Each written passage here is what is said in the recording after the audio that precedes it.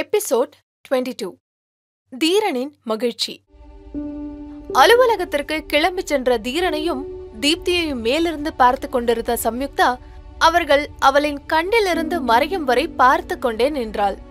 பின் திரும்பி தனது அறை நோக்கி அடியெடுத்து வைத்தவள் அங்கு தனிமையில் இருக்க வேண்டும் என்பதை நினைத்து எரிச்சல் அடைந்தாள்.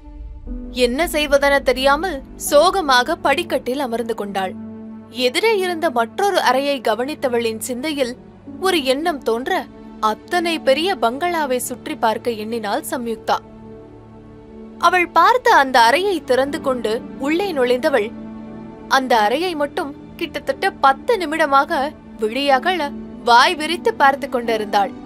இங்கு அலுவலகத்திற்கு வந்த தீரனுக்கோ அலுவலகத்தில் குவிந்திருக்கும் ஒரு வேலையும் பார்க்க தோன்றவில்லை.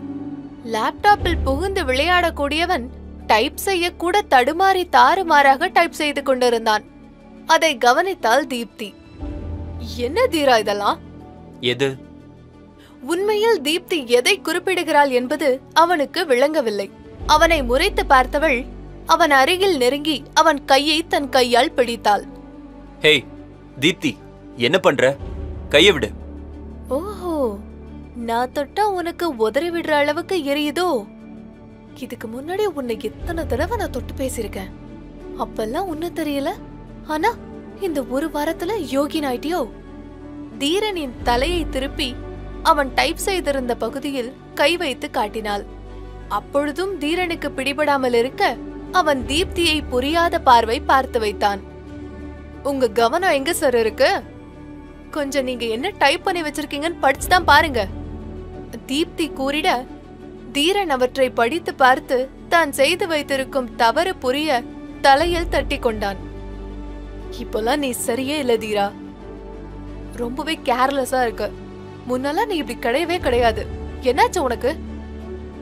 ஆபீஸுக்கு வந்தா இது என்ன பத்தி மட்டும், ஐ மீன் ஆபீஸ பத்தி மட்டும் திங்க் பண்ணு.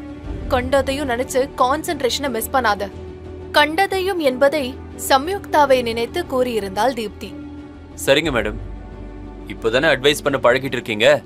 இன்னும் எவ்வளவு பண்ண வேண்டியது இருக்கோ சேர்த்து வச்சுக்கோங்க. இப்ப எனக்கு கொஞ்சம் வேலை இருக்கு, போயிட்டு வரேன் என கூறியவனை தீப்தி புரியாமல் பார்க்க தீரனோ அவ்விடத்தை விட்டு நகர்ந்து சென்றான் சிரித்துக் கொண்டே. அலுவலகத்தின் பின்புறமாக சென்றவன் தன் அலைபேசியை எடுத்து ராதாவிற்கு அழைப்பு விடுத்தான். சொல்லுங்க தம்பி. அது சம்யு என்ன பண்றாக்கா? அந்த பொண்ணு வீட்டை சுத்தி பாத்துக்கிட்டு இருக்கு தம்பி. அவ சாப்பிட்டாளாக்கா? டேப்லெட்ஸ் எல்லாம் சரியா போட்டுக்கிட்டாளா? சாப்பாடு சாப்பிட்டுருச்சு தம்பி. மருந்து மாத்திரையும் போட்டுருச்சு. என் முன்னாடிதான் தம்பி போட்டுச்சு. ஓகேக்கா, பத்திரமா பாத்துக்கோங்க. நான் சீக்கிரம் வீட்டுக்கு வந்துடுவேன். சரி சரி தம்பி. ராதா கூற தீரன் அழைப்பை துண்டித்தான். அதுக்குள்ள மேடம் வீட்டை சுத்தி பாக்குற அளவுக்கு தைரியமா ஆகிட்டாங்களா? நேத்து வரை நான் இல்லாம அந்த ரூமை விட்டு வெளியே வராம இருந்தா இன்னைக்கு சுத்தி பாக்குறாளாம். நடக்கட்டும் நடக்கட்டும்.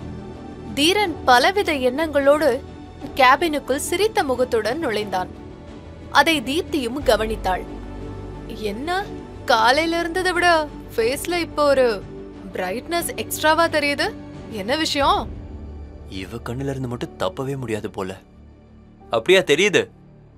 தீரன் சாதாரணமாக கேட்க தீப்தியும் ஆம் என்று தலையசைக்க அவனோ அதை கண்டுகொள்ளாமல் மீட்டிங்கிற்கு கிளம்பி சென்றுவிட தீப்தி அவனையே சந்தேகமாக பார்த்த வண்ணம் அமர்ந்திருந்தாள்.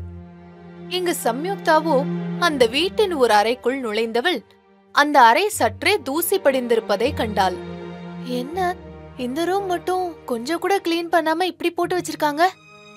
சம்யுக்தா கூறிக்கொண்டே அந்த அறையின் மூலையில் ஒரு பெரிய அட்டை பெட்டி இருந்ததை கவனித்தாள். அதன் அருகில் சென்று அதில் என்ன இருக்கிறது என்று பார்க்க அதிலோ நிறைய போட்டோக்கள் இருப்பதை கண்டு அதில் ஒன்றை எடுத்து பார்த்தாள். அதில் தீரன் அவன் அம்மா அப்பாவுடன் சேர்ந்திருக்கும் புகைப்படத்தை கண்டவள் அதை கைகளால் துடைத்து சுத்தம் செய்தாள். யுகாவோட அம்மா முகமும் அவனோட முகமும் ஒரே மாதிரி இருக்கே. யுகாவோட அழகோட ரகசியம் அவங்க அம்மா தான் போலவே. இவ்ளோ அழகா இருக்காங்க என தான் மட்டும் இருக்கும் அறையில் போட்டோவை பார்த்து பேசிக் கொண்டிருந்தாள். அந்த அறையை தனக்கு தெரிந்த அளவில் சிறிதாக சுத்தம் செய்தவள் அந்த பையில் இருந்த அனைத்து போட்டோ பிரேம்களையும் எடுத்து சுவற்றில் தொங்க விட்டிருந்தாள். சம்யுக்தா அந்த அறையில் வெகு நேரமா நிற்பதை கண்ட ராதா, சம்யுக்தா, அந்த ரூமுக்குள்ள தம்பி யாரையும் விடாதுமா. அது தம்பியோட அம்மா அப்பா வாழ்ந்த ரூமு. தம்பியே எப்பாவது மனசு சரியில்லாம இருக்கும்போது மட்டும்தான் அங்க போகும். நீ ரொம்ப நேரம் அங்க நிக்காதம்மா, அப்புறம் தம்பி உன்கிட்ட கோவப்பட்டாலும் பட்டுரும். தீரனின் கோபம் பற்றி தெரிந்து வைத்திருந்ததால் பயத்தில் கூறினார். அதெல்லாம் யுகா கோவப்பட மாட்டாங்கா, நீங்க பயப்படாதீங்க, நான் பாத்துக்கிறேன். பெரிய மனுஷி போல் பேசினாள் சம்யுக்தா.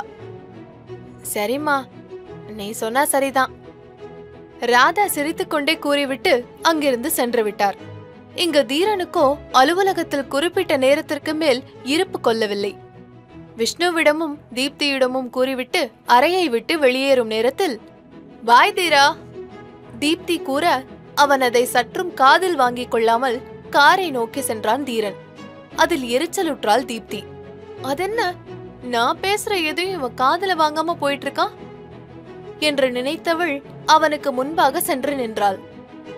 தீரா, எனக்கு கொஞ்சம் ஷாப்பிங் போக வேண்டியது இருக்கு, நீ கூட்டிட்டு போறியா? No way Deepti, it's already late. இரு. சுற்றி முற்றி பார்த்தவன் கண்களில் விஷ்ணு தென்பட அவனை அருகில் அழைத்தான். இதோ, இவனை வேணா கூட்டிட்டு போ. காரில் அமர்ந்தவன் உடனே அங்கிருந்து கிளம்பியும் விட்டான். நான் பாட்டுக்கு சிவனேன்னு தானடா இருந்தேன். யாரு வம்பு தும்புக்காச்சும் போனேனா? போற போக்குல என்னை ஏயா கோத்து விட்டுட்டு போற? அம்மா திட்டுவாங்க மேடம், நான் வீட்டுக்கு போறேன். தீப்தியிடம் கூறிவிட்டு அவள் முகத்தை காணாது அவ்விடத்தை விட்டு ஓடத் துவங்கினான் விஷ்ணு. அவள் என்ன கூற வருகிறாள் என்பதை கேட்கும் முன்னதாகவே. மிகவும் மகிழ்வாக இத்தனை நேரம் பிரிந்திருந்த சம்யுக்தாவை காணும் ஆர்வத்தில் குஷியாக வீட்டிற்கு சென்றான் தீரன். அவனின் கார் சத்தத்தை கேட்ட சம்யுக்தாவோ அவனை விட ஆர்வமாக ஓடி வந்து அவன் முன்பாக நின்றாள். அவள் ஆர்வமாக ஓடி வருவதை கண்டவன் தானே ஓடிச் சென்று அவளை அணைத்துக் கொண்டான். இவை அனைத்தையும் கிச்சனின் வாயிலில் நின்று கவனித்த ராதா சிரித்துக் கொண்டே எதையும் காணாதவாறு கிச்சனிற்குள் நுழைந்தார். தீரன் சம்யுக்தாவை விலக்கிவிட்டு ஏதோ கேட்க வாயெடுக்க அதற்கு முன்பாகவே சம்யுக்தா பேசினாள். யுகா, யுகா, நான் உங்களுக்கு ஒன்னு காட்டணும் யுகா, என் கூட வாங்க. அவனின் கையை பிடித்து இழுத்து கொண்டு சென்றாள். எங்கடி இழுத்துட்டு போற? சொல்லிட்டு தான் கூட்டிட்டு போயேன். அவள் இழுத்த இழுப்பிற்கு அவள் பின்னே சென்று கொண்டிருந்தான். இப்ப பேசாம வரப்போறீங்களா இல்லையா? வாங்கன்னு கூப்பிட்டா வாங்கல, ஏன் இப்படி கத்திக்கிட்டே இருக்கீங்க? எல்லாம் என் நேரம்டி. நீ எல்லாம் மிரட்டி நான் பயந்து உன் பின்னாடி வந்துட்டு இருக்கேன் பாரு. நேராக அவனின் தாய் தந்தை வாழ்ந்த அறையின் வாசலில் அவனை நிற்க வைத்தவள் தீரனின் கண்களை மூடி அவனை உள்ளே அழைத்துச் சென்றாள். இந்த ரூம்குள்ள ஏன் அவ கூட்டிட்டு போறா? அறையின் நடுவில் தீரனை நிற்க வைத்த சம்யுக்தா அவனிடம் கண்களை திறக்க கூறினாள். கண்களை திறந்து பார்த்த தீரனுக்கு சில நிமிடங்களில் கண்கள் ஈரமானது. ஏனெனில் அந்த அறையின் சுவர் முழுவதும் தீரன் அவன் அம்மாவோடு சேர்ந்திருக்கும் புகைப்படமும் அவன் அப்பாவும் அம்மாவும் சேர்ந்திருக்கும் புகைப்படமும் அவர்கள் மூவரும் குடும்பமாயிருக்கும் புகைப்படமும் என அத்தனை புகைப்படமும் ஃப்ரேம் செய்யப்பட்டு மாட்டப்பட்டிருந்தது. இதில் அதிசயம் என்னவெனில் இத்தனை புகைப்படத்தையும் தீரனே முதலில் இன்றுதான் பார்க்கிறான். ஆனந்த அதிர்வில் அவனின் விழிகளில் நீர் திரண்டது. இதெல்லாம் எங்க இருந்து எடுத்த? உனக்கு இந்த போட்டோஸ்லாம் எப்படி கிடைச்சது? தீரன் கேட்க சம்யுக்தாவோ அந்த அறையில் ஒரு இடத்தை கை காட்ட தீரனும் அங்கு பார்வையை செலுத்தினான்.